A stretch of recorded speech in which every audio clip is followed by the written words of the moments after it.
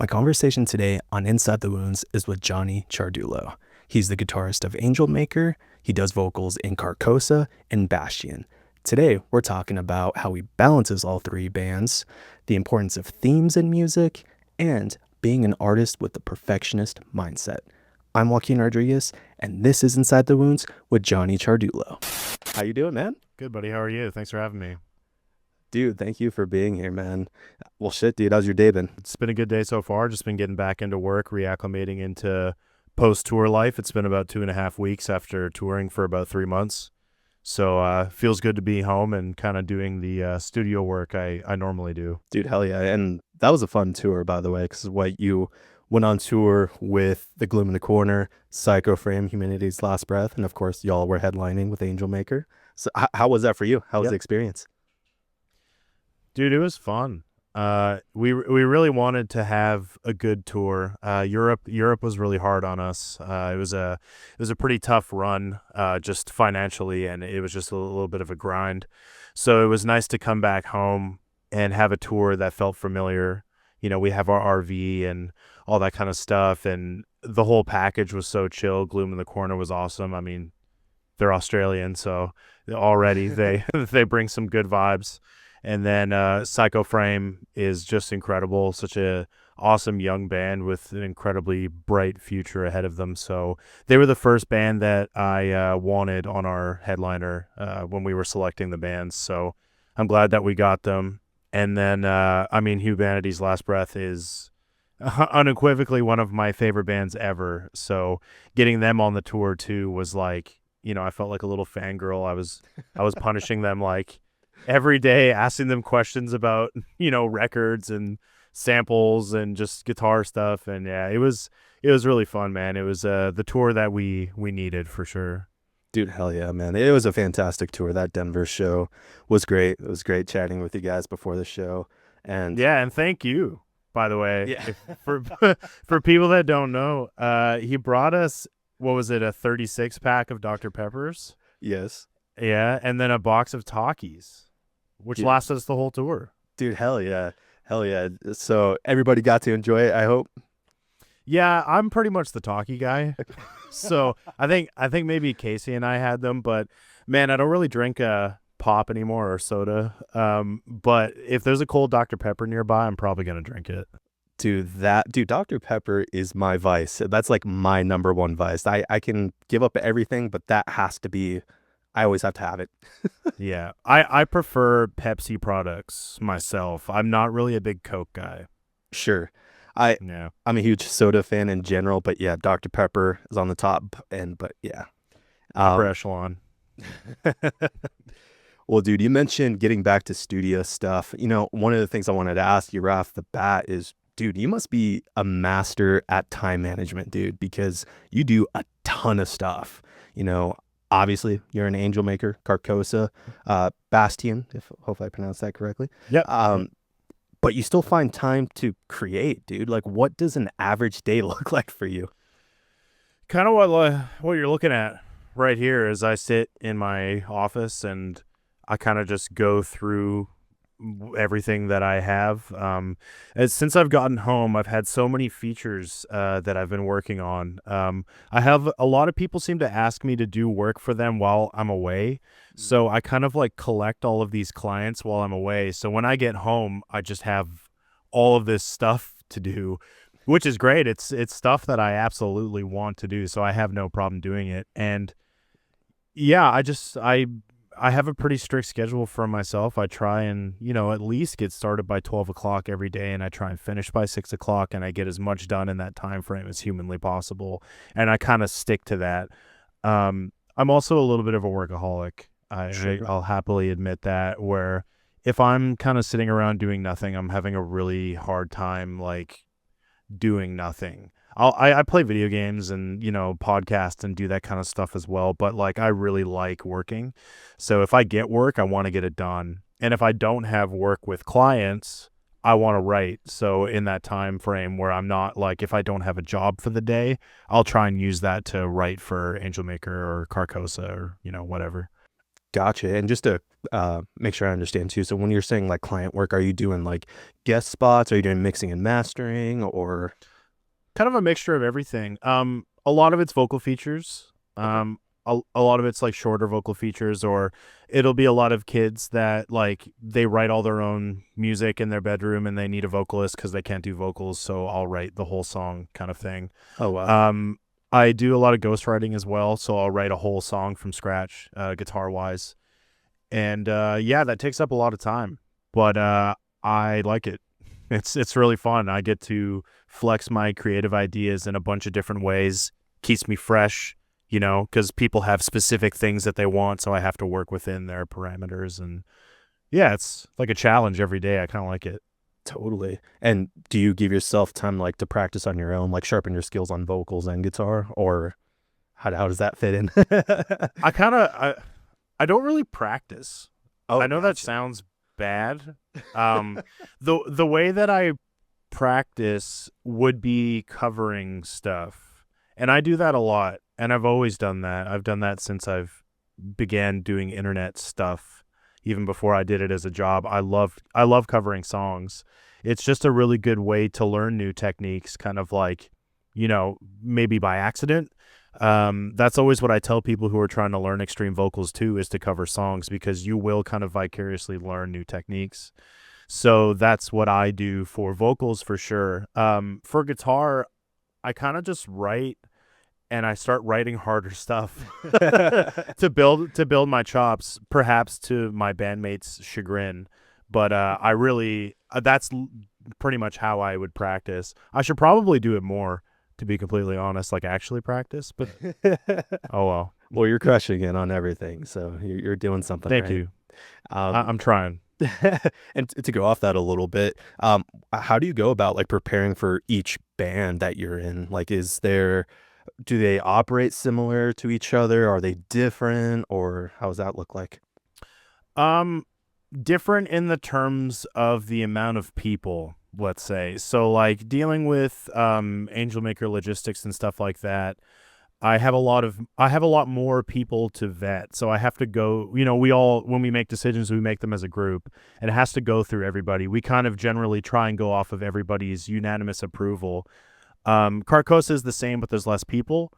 Luckily, the thing between the two bands that we share is we do have managers for both respective bands. Shout out to Brad Zordrager and Bryce Lucian. Both of them saved my life in both bands, which is great. Yeah, it's just literally like personnel differences, just less people to deal with and more people to deal with. And I like it both. A lot of my days too are meetings. Like I have a lot of calls with everybody, and we discuss what we have to do next or plan logistics and all that kind of really fun stuff. So it's like working in an office, but it's my office. Well, it's nice that it's your office and not a, fucking 9 to 5 type of office, right? I can't do it anymore. I couldn't go Right. back. Too far gone now. Well, if you don't mind me asking, what did you used to do on your normal 9 to 5? That is a good question. I've done a lot of random jobs over my life. My mom, she just retired recently, but she worked in a grocery store for 42 years. And when I was a kid, I also worked in that grocery store. That sucked. But I played hockey for a really long time, so I was a goalie instructor for a bunch of years. Oh, I wow. did that. When I moved to Vancouver, I worked in a shipping and receiving warehouse for green coffee. That might sound nice, but it was quite literally the reason why I never want to do a 9 to 5 ever again, because it was like really hard physical labor. We would get shipments of green coffee from all over the world. It would come in ocean cans, like sea cans. Yeah. And each bag of coffee, the minimum weight was 135 pounds. So they're heavy. Yeah. And then the heaviest one is 172. So we would have these little talons, these wood talons that would go between our fingers, and we would pick up the coffee and we would swing it on pallets, drive it into a warehouse and stack it. And I did that for 2 years, and I wanted to put a bullet in my head. It was awful. I really, really hated it. Did you But at least then- get swole? Did you at least A get little swole? bit more swole than I currently am, which I'm swollen in the opposite direction. But yeah, I guess I felt decently okay physically because I had to be, but it was like mentally one of the worst things I've been through in a while. Yeah. After that job, I got a job at the Vogue Theater, which is a 1,300 cap venue here in Vancouver. Okay. And I literally just started as a barback. I just, stocked the bars, moved beer up and down the old stairs. It's a really old theater from 1941. So they didn't have elevators or anything cool like that. So once again, I was back to doing a physical job, but at least it was in a venue. Right. I started to talk to the production crew there, and I started doing stagehand work. So I was doing barbacking and stagehand at the same time. So my days were like 14 hours long. I would load in at like 8 a.m. and then I would finish loading in. I would change over to front of house, and then I would work the show, and then I'd go back to loading out. And I did that for almost 8 years. Wow. And I hired all of the Angelmaker guys before I was in the band. I hired them at the Vogue to be a stagehand with me. So I would see them constantly when they would go on tour. I would hire them. They'd come back. We'd work shows, stuff like that. So that was kind of fun. That was cool, hanging out with the boys and working some fun shows and working some not fun shows. But yeah, So was that was it. was that the origin story then on how y'all met and got, Kind of. Okay. I used to play in a local band in Vancouver called Galactic Pegasus, Mhm. and we were what turned into Carcosa. Right. But the band existed for like 5 years before I even joined Galactic Pegasus, and they had done local shows with Angelmaker when they became a band. So they both kind of became bands in like 2011, and they played local shows together. And that's how they knew each other. And I first met all of the Angelmaker guys playing a festival in British Columbia called Armstrong Metal Fest. That's where I met Colton and all of them. And then we started talking about Star Wars, and that was kind of it. We became really good friends after that. Yes. So We'll yeah, so we'll touch on Star Wars in a second, but fuck yeah, that's awesome. cool. Dude, hell yeah. And so, just out of curiosity, since obviously with Carcosa you're the vocalist, but with Angelmaker you play guitar, is that kind of difficult to go back and forth from a creative perspective, or is it easy for you just to flip that switch? I love it, man. It just keeps things fresh for me. Being able to do two things that I love, but in different projects, it lets me split my brain kind of down the middle. With Angelmaker, I can focus on playing guitar and, because guitar is my instrument first. I never was a vocalist before. I was an instrumentalist. Like when I went to school, I was a guitar major. I left school playing bass, but that's a whole other story. But I like having the two different things. And with Carcosa, too, I write a lot of the music as well. So I get to flex a different part of my writing. Like I have to obviously split my creativity between the two bands, but Angelmaker has a very specific sound. Yeah. And I emulate that sound to the best of my ability when I write for Angelmaker, and Carcosa has its own sound. So there's never really a crossover creatively. They're two different things. And yeah, and then I get to focus on writing lyrics and vocals and stuff, which is super fun. It's like my favorite part of the process of being a vocalist. I feel like it should be for a lot of people. Focus on the lyrics and then kind of work your way out. So yeah, I just like being creative. That's kind of the short answer. Dude, totally. That's actually a great segue too. Can I tell you how I became a big Johnny fan, a big fan of yours? Please. So I became a big fan of yours when you did those two episodes with Mark from Carcosa Academy. Yes. Like those videos really made me feel okay and validated to be a fry vocalist, a fry screamer. Because much like you, I'm first and foremost, I'm a guitar player. I'm a vocalist out of necessity for my band, you know what I mean? And Yeah.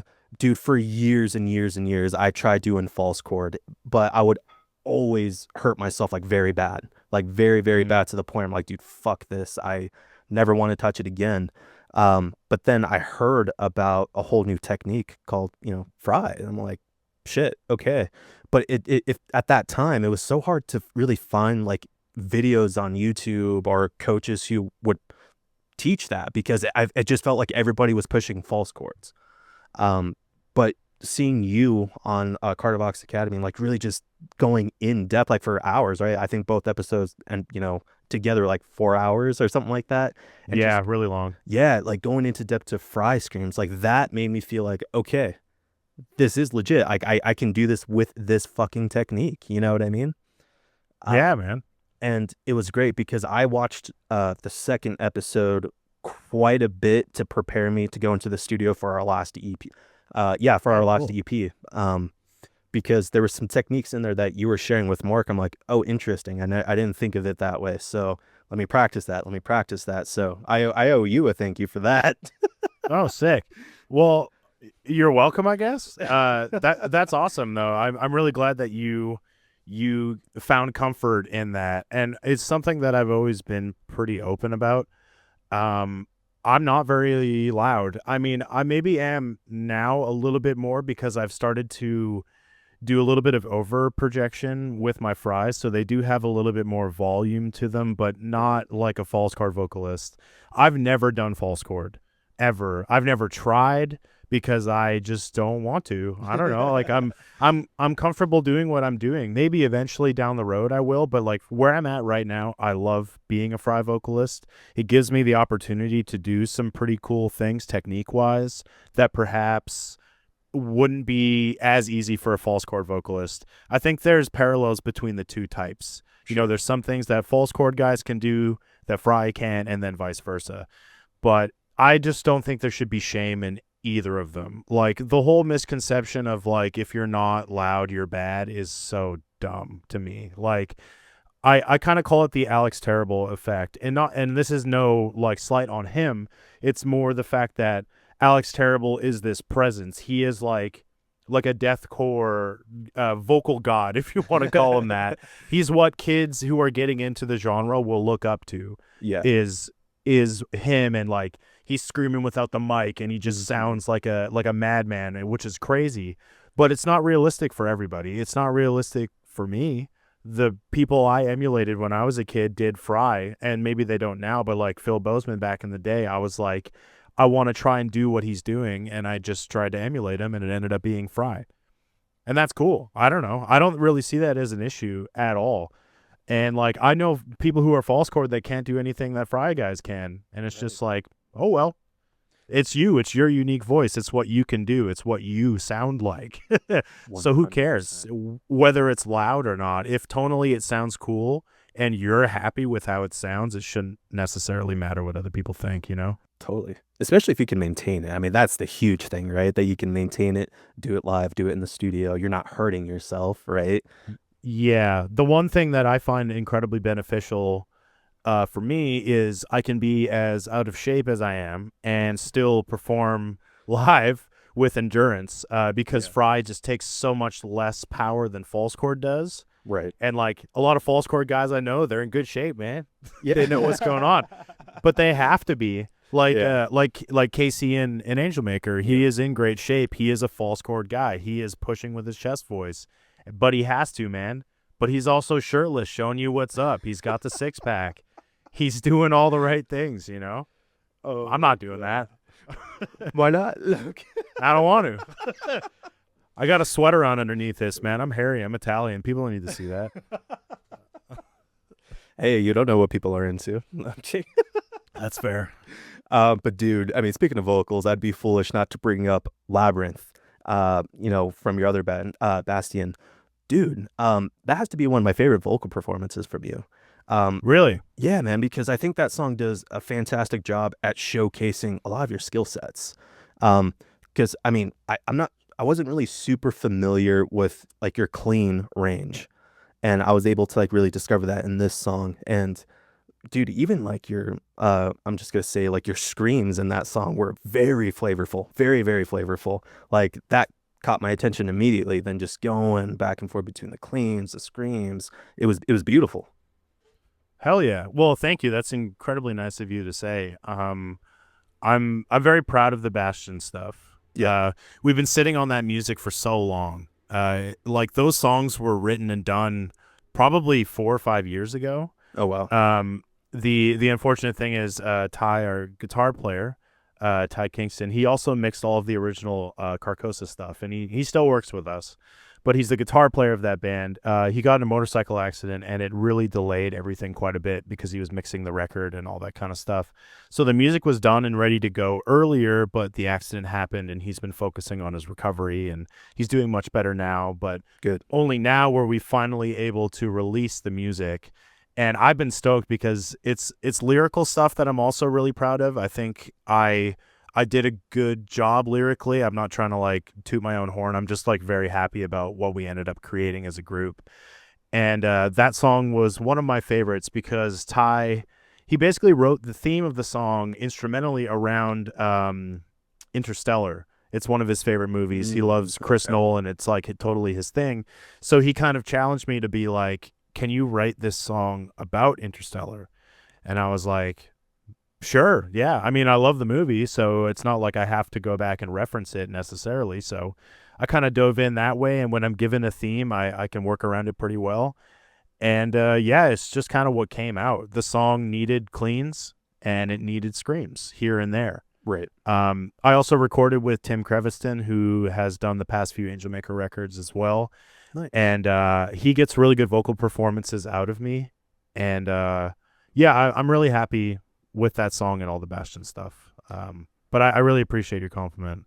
Yeah, for sure. So that leads me to my next question. Would you say that each band like scratches an itch for you that maybe the other doesn't? Oh, yeah. Yeah, definitely. Otherwise, I don't think I'd do. I wouldn't be in 3 bands if it didn't. Right. You know, like Bastian is the metalcore outlet for me. Like I like singing. I love singing a lot. I do it quite a bit. And that band allows me to write all the metalcore stuff that I want to write. Like Invent Animate's one of my favorite bands ever. I want to write stuff like that. I mean, I grew up on Killswitch Engage. I want to write stuff like that. But it's just not really a thing for Carcosa, not as strongly metalcore as Bastian is. Like we will have elements of it, but it's not going to be as overt and obvious. And Angelmaker, like we're not even going to touch it. You know, that's just not what that's just not what the band is, right? And I wouldn't want to taint it. But like Angelmaker lets me do all of the MySpace deathcore stuff that I grew up on. It lets me be brutal and just write crazy shit. And then yeah, Carcosa is kind of a blend of both. You know? Dude, totally. And I know you're really particular when it comes to composition. What does that process look like for you? And does, having that music degree under your belt help? I would say that it does. Only because I learned how to analyze songs when I was at school. I like songwriting class was my favorite class because we just studied really good music and we were like, what makes this music good? Right. And I'm like, that's a good question. Let's find out. And we did. And I think I took a lot of tools from that and tried to implement it into our own music. Like even to a fault, I kind of build my own formulas and systems and I work within them. And sometimes I work within it too much. Okay. Like I get really stuck on structure where I'm like, if there isn't a pre-chorus, I don't know where this song is going. Like if I don't have a good chorus, then why am I even writing the song kind of thing? But I've kind of learned from Colton Bennett, the original, guitar player for Angelmaker, and he is really good at writing songs without structure. Like he builds upon riffs. He'll just write really good riffs and it'll keep going. Like Hollow Heart by Angelmaker. That song is just, it doesn't have any repeat sections. It maybe has one, the intro reverse. It happens twice, but besides that, everything is non-repeating, and I think that's really cool. So I try and take a page out of his book and practice doing songs like that where they don't repeat. But my default is standard song structure. Okay. I just think that it ends up creating a better product, and it's what I'm comfortable with, especially writing lyrics. If I know what each part is, if I know it's a pre-chorus, if I know it's a bridge or a breakdown is what we call it in deathcore, it helps me define where I'm going to go. Like it's kind of, the thing is like, if I write a chorus, I kind of know what the rest of the song is going to sound like. So that's like a strength that I try and lean on is the structural background I have allows me to write songs fast, I guess. Doesn't mean good, but it means efficiently. Yeah, totally. And yeah.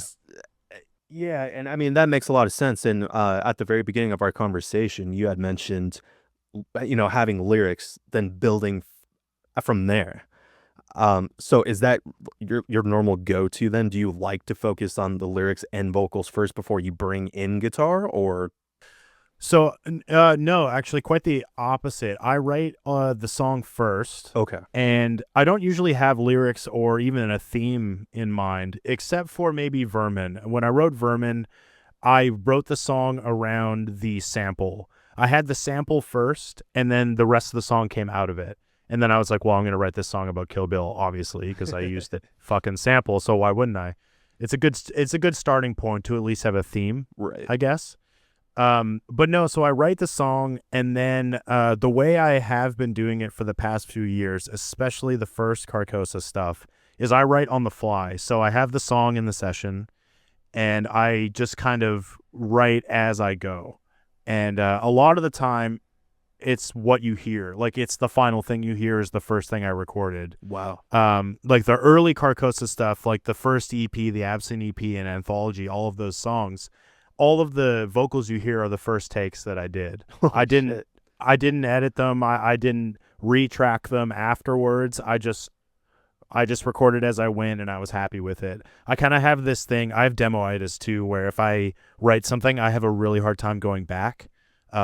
Perhaps that's also a fault of mine, but that's kind of how I have been writing lyrics and vocals. Sometimes I do it the other way around, but I find that that's not really the best method for me. That's fair. I'm the same Mhm. way. I gotta do guitar first, and I like what you said about the theme because that's usually how I operate too. Even before I Yeah. even touch the instrument, just like I like having that theme. Usually, it's like either the album or EP theme, then like go into the songs of like what they're going to be about. Mhm. Then usually the title comes from that. Then it's the guitar, and usually that's a really quick process. Like I don't harp on it too long, but I like that you Yeah. said that. Yeah. It's like a trickle down effect, right? And also, like, theme will affect emotion. It affects, like, the theme that you choose will affect how you write.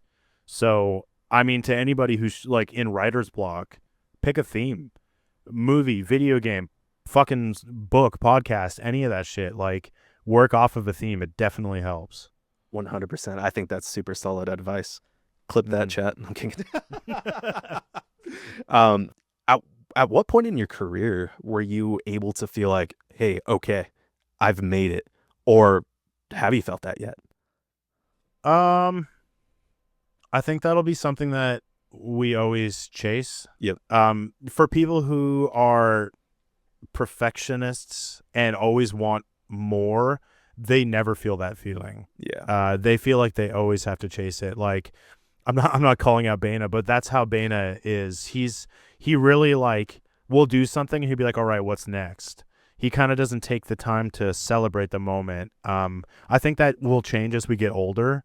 We Yeah. just, like, as we all get older, we just get more emotional about stuff. It's just the way it is. And if you're younger, get ready because it's gonna happen. I promise. You'll cry at movies way more than you normally do. But yeah, I don't know. Like, it's a really good question. I think there's certain moments when and it's relative. Like, the first show I played with Angelmaker was in Sacramento, Chaos and Carnage. The entire tour sold out before we started, and it was my first tour I had ever done in the history of my entire life. So that show, when I got on stage, I was like, okay, this is cool. Yeah. I was like, all right, I'm doing something. Like, this feels important, you know.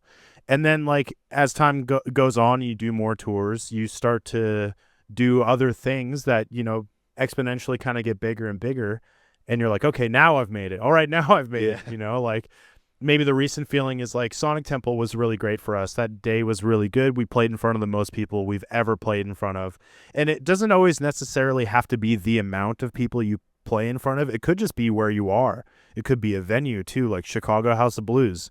That was fucking awesome. I love that place. I was like, sick, I made it, man. Yeah. Or like even just playing in Europe. Right. Crazy. Never thought we would get there, ever. Carcosa included. I never thought we would get there. Just writing music in our basement, and then we get to play it in Switzerland. Totally. It's kind of like moments like that. You kind of just have to cherish them as you go. Maybe don't dwell on them for too long, because you do always kind of want to be looking forward. But celebrate successes. Why not? Life's too short. Dude, I love that. I absolutely Yeah. love that. And to go off that, would you say like, hey, in this moment, are you happy with life and like where you're at? Yeah. Definitely now. The last year, before, the headliner and all that kind of stuff was really hard, on Angelmaker. It's just, we were going through a lot of stuff. I won't go into the minute details, but it was just hard. A lot of things felt like were really going against us at the time, and it made it really difficult for us to operate as a band, but we still did it. I'm proud of all of us in the band for just kind of sticking it through the really dog shit time, and that last year was really tough. And I can, comfortably say now that we are happy. Like, the group of boys that we have is awesome in both bands, in Carcosa and in Angelmaker. Like, we are so happy with where we are now. And we're just glad to have come out of the hard time. Like, some bands don't get that opportunity to even come out of it. Sometimes it'll ruin the entire experience for everybody, and everyone will duck out. And to be completely honest with you, we were very close to doing that. There was a moment where Angelmaker wasn't going to be a thing anymore. Wow. And we kind of just all pulled it together, and we were like, "No, we got to do this. We're not done yet." So, very happy now. I'll say that. That's good. And I'm glad y'all kept together. And even my conversation that I had with Casey, he brought up that hard time that y'all went through brought the guys closer together. Like, you guys were there for each other, is what it sounded Oh, like. big time. Yeah, it was like the worst team building project ever. It was like, let's do the most like difficult and shitty things ever together and see how we come out on the other end.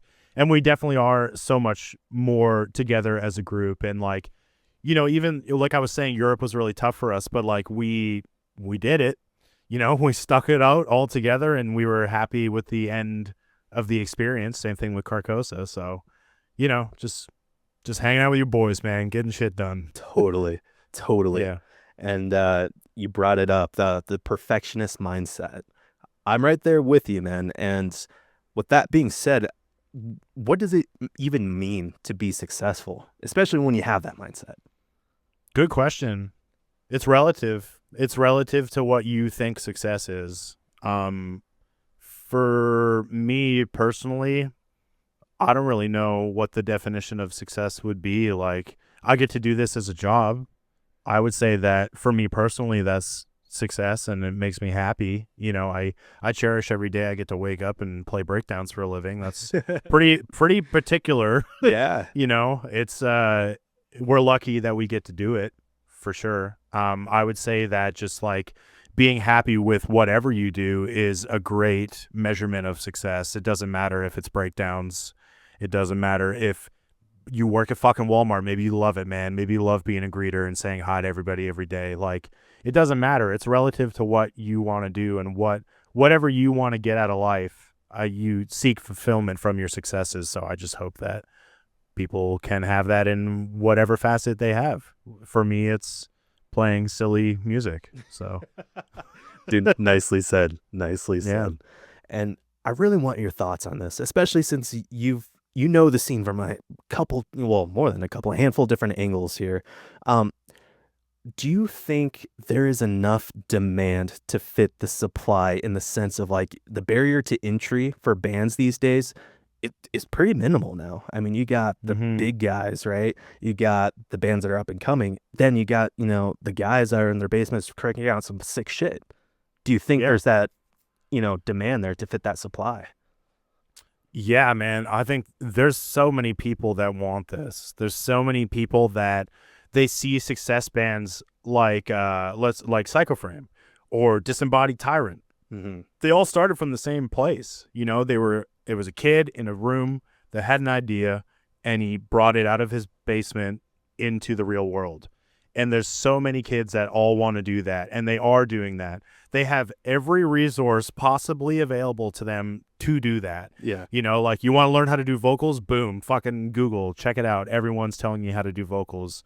Guitar tone, sick, right out of the box. You can get it from, Neural DSP, Line 6, anything. Like, all of that stuff is at your fingertips. You want Austin Archie's drums? Sick. Download his fucking drum plugin and you got them. Yep. You know, like, people are set up for success. It's just kind of like what you do. It's originality that we are lacking.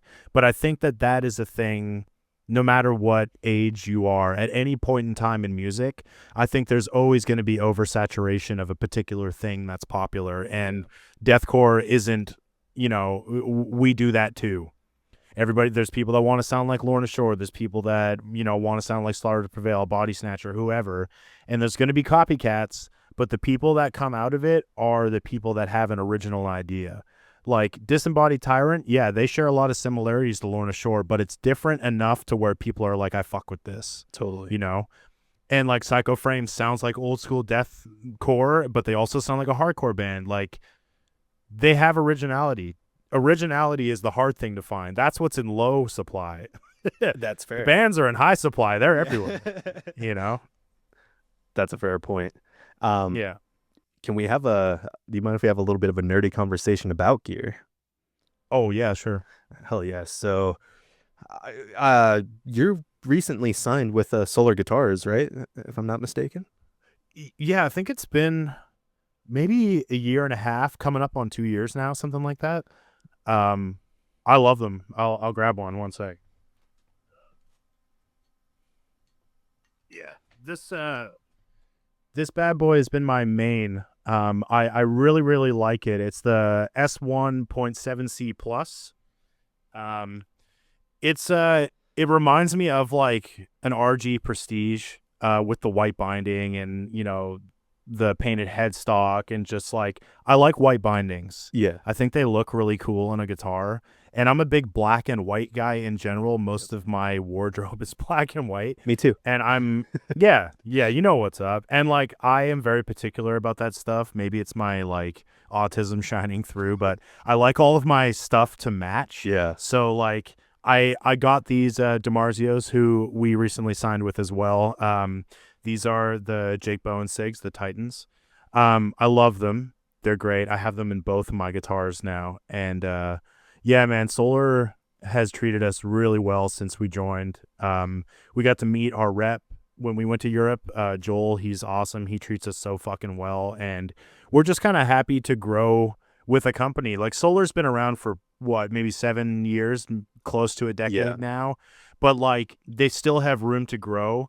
And something I really appreciated about being with Aristides as well before I was with Solar is I can talk to the CEO of the company. Like, I can message him and talk to him about these guitars, which is rare. Like, if you're with the bigger companies, that's essentially impossible. Yeah. Like, really hard. And it's not that it's a requirement. It's just a really cool perk that we get working with a smaller company or starting from the ground up and growing with a company. That's kind of what that's what I wanted. I wanted a really good relationship with somebody and we could grow together, you know? And that's what Solar is. And they make cool stuff that we like. They're constantly putting out guitars. So, like, talk to Matt Perrin, dude. Like, every time they put out a guitar, he's like, I want it. It's like, bro, you got so many already, you know? But, yeah, we love Solar. Dude, hell yeah. How's the neck shape on those guitars? Pretty good. I mean, it's pretty similar to a Wizard neck. Oh, right. Okay. Like, it's pretty RG, you know, like Ibanez RG. Ola is a big Ibanez guy. Like, he likes Ibanez. He loves John Petrucci. And I think he modeled a lot of the neck profiles off of those Wizard necks. So it might have a little bit more of a C shape to it, but it's still pretty flat. Gotcha. And for what we do, especially with extended range or 7 strings and stuff like that, like, you want it to be a little bit flat. If it's really C shaped, it'll probably hurt your hands over time. But yeah, we love it, man. They're sick. Hell yeah. I gotta try it. I've never played a Solar guitar before. You should. Dude, hell yeah, dude. And now Quad Cortex, right? That's what you're running for the amp? Yes, dude. My setup couldn't be any more simple. All of our setups, actually, mine, Matt's, and Colton's. Matt and I are both Neural guys. Mm-hmm. The band has been endorsed by Neural for almost 5 years, and we just fucking put them down, plug them in, and that's it. They go into our splitter, and that's it. We don't have anything else. Colton uses a HX Stomp. He's used it for a while, and that thing takes up even less space. It's like they're like this big. They're so tiny. Yeah. But they pack a punch, man. Those things are cool. You can really make them sound huge. I know Kyle from Body Snatcher uses one as well, and they sound massive. If you've ever seen them live, they're fucking awesome. They sound titanic. But yeah, we're really simple, man. And my thing too, from the production standpoint, is because our band has 7 people in it, I want a really small stage footprint. I don't want to take up too much space, especially for support on a tour. I would feel bad if we went over time because we were clearing gear off the stage. Like we don't need cabs, and we shouldn't have them, because that would mean there would be 4 cabs on stage if you include bass. That's too much, bro. That's way too much. And like for what? Like so the people in the front row can hear it a little bit better. Like, I don't know. I'll turn a front fill around. Like I'd rather just have the boys have room. 100%. And yeah, and do you use in-ears by chance live? Yes. Gotcha. Yeah, we also work with 6.4 audio. So we have pairs of those. And dude, it's night and day. Like once you get in-ears, I can't imagine going back. Like it's once you get your in-ear mix dialed, which all of us do, like we rarely touch our mixes now. We completely eliminated having a monitor guy, which for me was a huge thing, because when I first joined the band and we were doing the first few tours, we were raw. Like we didn't have any in-ears at all. We were playing the clicks, but it was only our drummer that had it. Yeah. And the rest of us were just like had a monitor, and then sometimes you get monitor guys that suck, and then you don't hear yourself at all. And you have to play to front of house. You just like listen and hope that you can hear it, right? But in-ears completely eliminated that. And for our vocalists, I know that they appreciate it. Like, I mean, dude, Ian Barrer, when he was in Rings of Saturn, he was raw. They had nothing. He had no in-ears. He just had to go off his gut. Yeah. So when we got him in-ears for the band, he was like, "What are these? Like, these are about to change your life, my friend." And yeah, for vocals in particular, I would say it's essential, especially for fry guys like me and you, because if you don't have in-ears and you're a fry vocalist, you have to go off the monitor, but sometimes you can't really hear the monitor very well, so you will push harder, and you'll throw your voice out way faster doing that. Right. So having in-ears for vocalists like us is definitely essential, in my humble opinion. Yeah, honestly, I've been a little afraid to fuck with in-ear monitors for whatever reason. Just I've seen them, kind of just like the setup of it, and it's a little intimidating. Am I over exaggerating that? Am I just no? It's definitely intimidating. If you don't know how that stuff works, you look at it and you're like, holy shit! Like, where do I even start? And that's how I was as well. Angelmaker as a band decided that we would purchase a rig because we felt as though it would improve our live show and it would just improve our quality of life, which is totally correct. But what that meant is I had a limited amount of time to, 1, learn how to build the rig, and then 2, how to fucking use it. Yeah. So I worked really closely with Josie from Sweetwater. He's the best. He's a wonderful guy. And he helped me build the rig and all that kind of stuff. But I had to learn how to use it on my own. I did ask people a lot of questions, but after a while, it just kind of starts to make sense. Everything is the same. Like, it's like working with new DAWs. Like, every DAW is kind of the same. Like Pro Tools, Cubase, I use Reaper. It's all the same. It's just different ways of looking at it. So everyone's rigs can look crazy and nuts, but they all kind of do the same thing. Yeah. That's fair. I might have to look more into that then. You can always ask for help too. I will offer advice and help if you are trying to build a rig. I appreciate that. Thank you. Yeah, no problem. So going back to the Quad Cortex, I use the Quad Cortex as well. Just out of my curiosity, what amp block are you using? If you can share. I know some people are private about that. 5150 red channel. Okay. You can download all my stuff on the cloud as well. I put all of it up. Oh, sure. So I don't hide it. I really don't give a fuck. I'd rather people just have good tone. Hell yeah. If you want it, you got it kind of thing. The only thing different that I use in the chain is I use the Buster Impact Studios IRs. I think I'm using the 4th IR. It comes in a pack of 10, and I use number 4.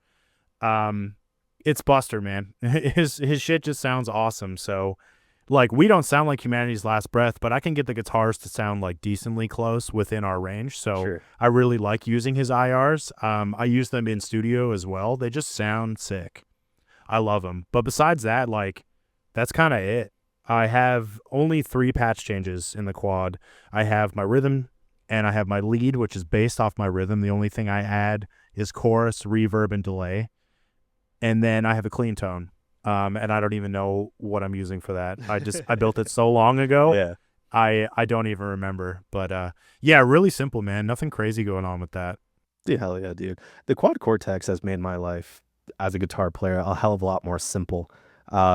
Because there was a point in time where I was like, okay, I'm only gonna use analog. Like I was a huge like orange rock reverb guy because of Jim Root. Like Jim Root, it was like, dude, I love his tone. Like this is all I'm ever gonna use.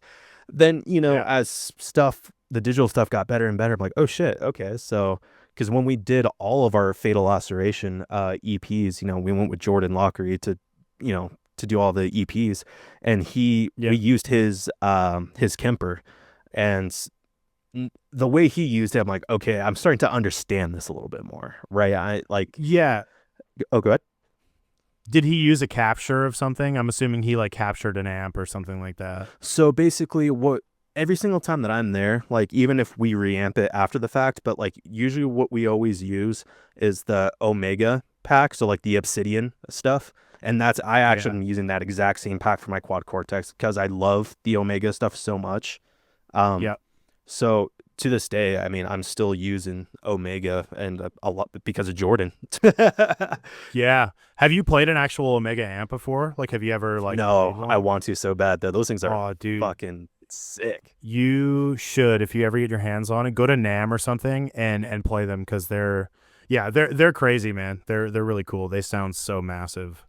Dude, fuck. I mean, even just like the plug-in, like what is it, the Grimnifier? Or is that what it's called? Yep. Dude, yeah. That was just fucking a game changer for me because that was when I took the full leap to digital. I'm like, yeah, this is fucking sick. Then literally, like, I don't know if it was a year or 2 years later, they announced like, hey, we're gonna release the Obsidian pack on the quad. I was like, oh shit, let's go. Fuck yes. But that's the cool thing about all this digital stuff is like, I mean, it's as close as you can get without going analog. Like, It does a really good job of capturing those amps. It's why these things sound as good as they do, and they're portable and all that kind of stuff. My only gripe is I wish that there was a rack-mounted version. I don't like bringing this quad around. Okay. They are a bit fickle. That's the one thing I will say, and Neural knows this as well because I've emailed about it like many times, is there's an SD card in the quad that stands up straight, and if it even comes a little bit ajar, it'll brick wall your quad.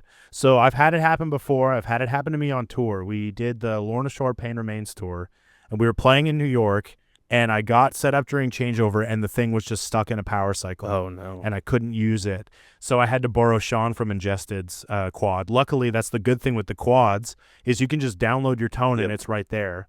But, like, I had to, panic to get this stuff. So I had to open up the quad entirely and, like, put the SD card back in and then close it up again. So, like, I want to avoid that at all costs. Oh, absolutely. Like, that sucks. That is terrifying. So if they have a rack-mounted version, I think it would kind of maybe not, that wouldn't be a thing anymore. But that's my wish. Right. That's my Christmas wish list to Santa is I want a rack-mounted quad. Right. Who knows? We might get it. I hope so. Dude, fuck yeah. One of my favorite things on planet Earth is Star Wars. So I would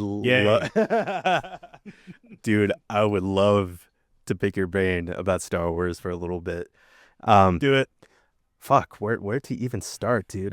Fuck it. Which out of all the movies, what's your favorite? Empire.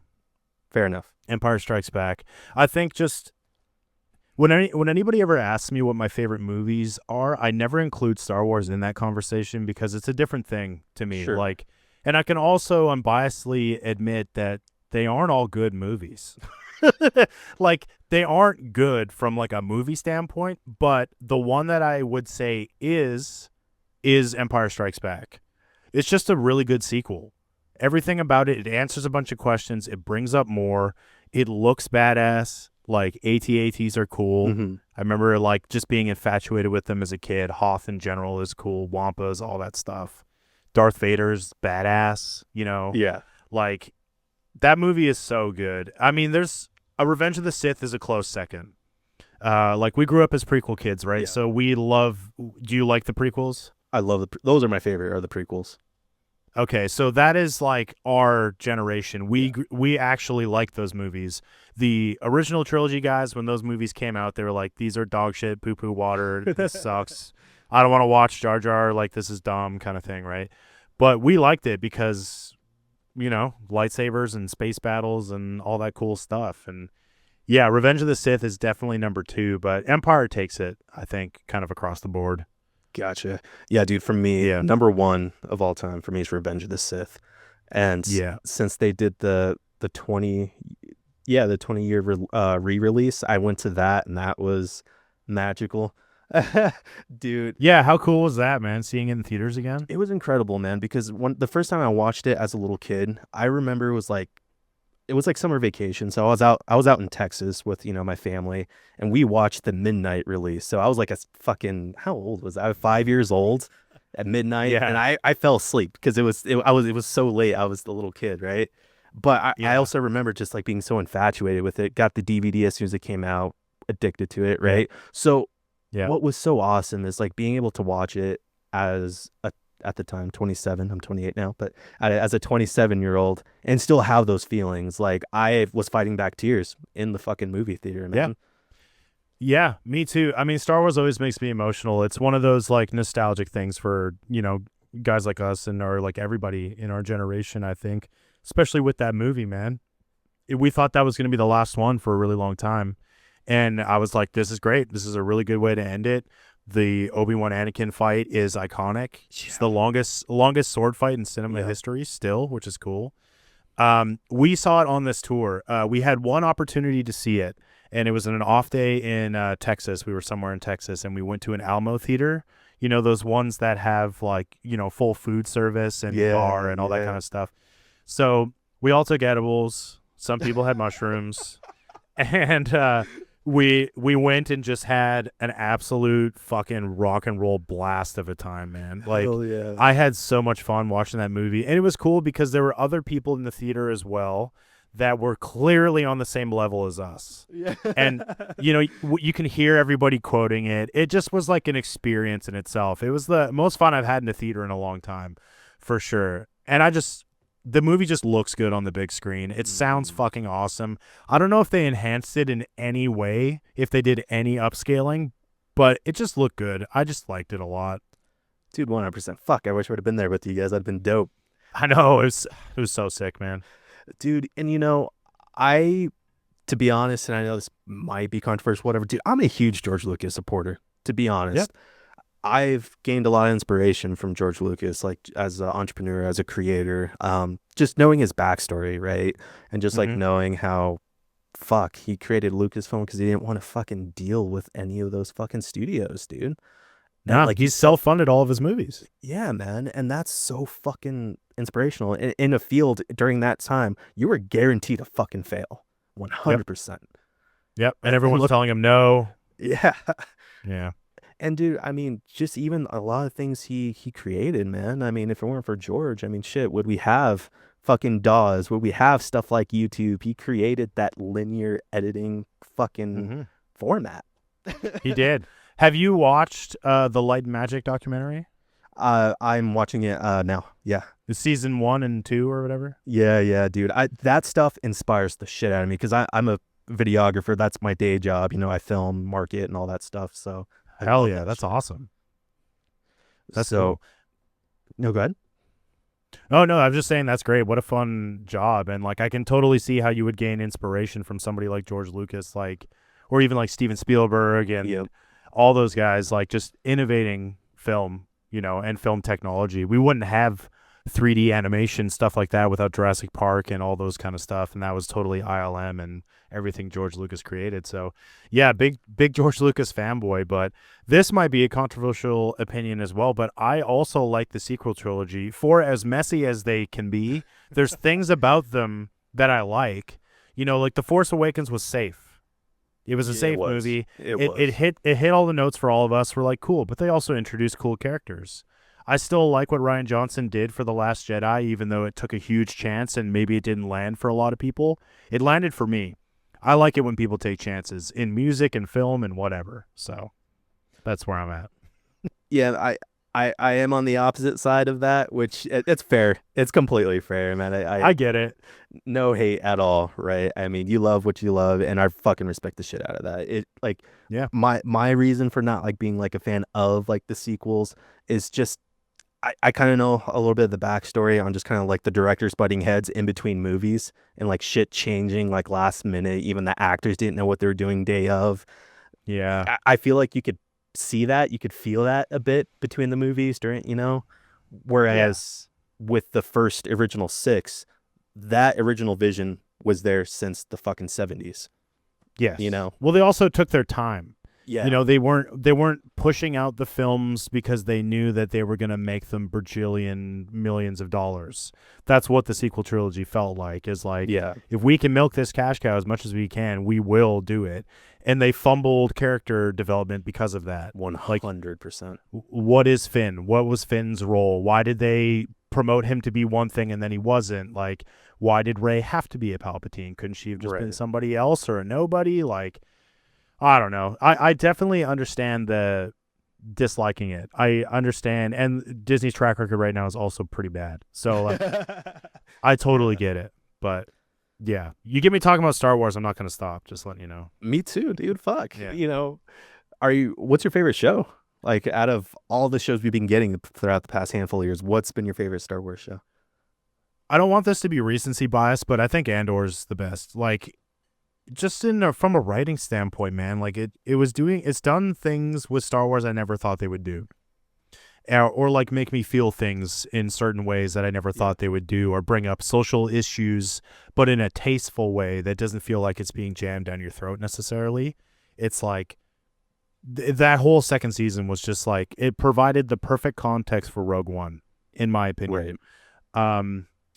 I mean, a good other show would be The Mandalorian, but up to season 2. Season 3 is pretty bad. Season 3 was terrible. Like, it makes me worried about what they're gonna do with the movie.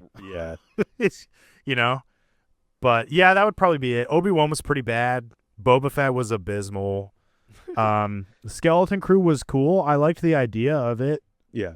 Was it for me? Maybe not. But Ahsoka was good too. I liked Ahsoka. For sure. Dude, Andor season 2, I feel like that got me closer to the original trilogy. I mean, I was already a big fan of the original trilogy, but that made me feel way more connected than I ever have, and I didn't even know that was fucking possible. So that's true, yeah. Fucking incredible, dude. That, even just as a videographer too, that was very inspiring to see, like, the creativity through all the shots, the directing. Fucking beautiful. So many practical shots too, right? Like a lot of those, all the Senate stuff that was filmed on Coruscant, all of that was in Spain. Like a lot of it was like real architecture that just looks crazy and cool. It looks like Star Wars, but in real life. I think that really adds an element of like humanizing the story as well, because it feels real, you know, even though it's a galaxy far, far away. Right. But dude, my favorite, Clone Wars, that show. Yeah, holy fuck. I think one of the best shows ever.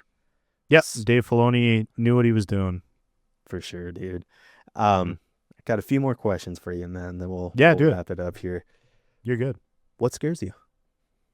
In general? Yeah. Oh, fuck. Well, if we're talking literally, I've been afraid of wasps my whole life. They scare the shit out of me. They chase me around, and I don't like that. They want to sting me. And they can if they want to, and they could do it endlessly, unlike bees. I don't like that. Don't like that. It scares me.